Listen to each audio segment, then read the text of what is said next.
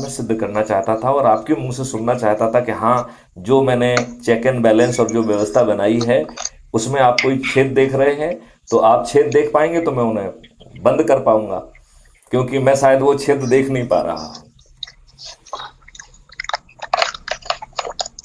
अब ये हेलो। बड़ा लंबा विषय, नहीं नहीं, बहुत लंबा विषय है it will sir. Take 5 minute only. देखिए, देखो मैं 3 छोटी लाइन में हमने बताया कि आपको न्याय मिलेगा तो आप मान गए कि हाँ मिलेगा।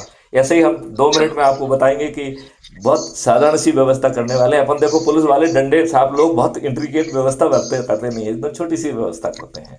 हम सर विधानसभा और पार्लियामेंट के जो बिजनेस रूल है उसमें छोटा सा अमेंडमेंट कर देंगे कि इवन प्रधानमंत्री भी विधायक सांसद और ये तो कोई ला ही नहीं पाएंगे। कोई भी नियम कानून व्यवस्था पार्लियामेंट या विधानसभा में लाने के लिए कोई भी व्यक्ति सक्षम नहीं होगा। उसे एक रिफाइनमेंट प्रक्रिया से गुजरना होगा और इसका प्रावधान विधानसभा और पार्लियामेंट के बिजनेस रूल्स में किया जाएगा। कोई संविधान का संशोधन नहीं करना है, छोटा सा काम है, कर देंगे, ठीक है ना। और जब हम 100 करोड़ होंगे तो संविधान का संशोधन भी हमारे लिए कोई बड़ी भारी बात नहीं है। देश हित में तो 80% गवर्नमेंट ऑफ इंडिया एक्ट का 1935 का संविधान और 20% का जो है ना अम्बेडकर का संविधान, जिसको किसी ने पालन नहीं किया, 55 कानून उस संविधान के विरुद्ध बना दिए, तो संविधान की दुहाई देने वालों को छोड़िए आप, कोई मतलब तो है नहीं।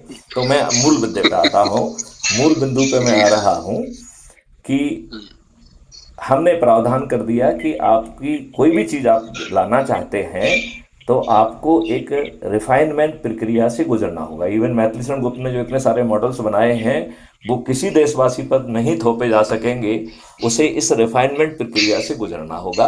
तो मैं आपको 2 मिनट में उस रिफाइनमेंट प्रक्रिया को समझाना चाहता हूं और मैं अब वो चाहूंगा कि क्या है? आप उसमें लूप होल्स खोजें, आज खोजें। अब आज बताएं से जरा। 4 दिन बाद समझ में आए तो 4 दिन बाद आप मुझसे बात करें।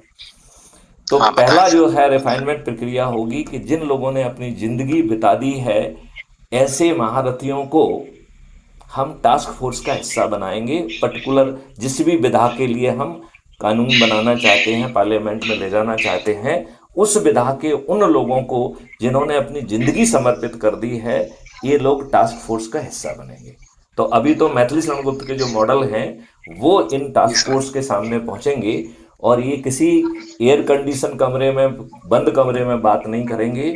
इनकी पूरी चर्चा जो है वो लाइव होगी और 15 दिन तक होगी और टेलीकास्ट होगी और व्यक्ति अपनी काउंटर रख सकेंगे, अपने सुझाव रख सकेंगे। ये 15 दिन के महामंथन से जो चीज निकलेगी उससे मैथिली शरण गुप्त के मॉडल में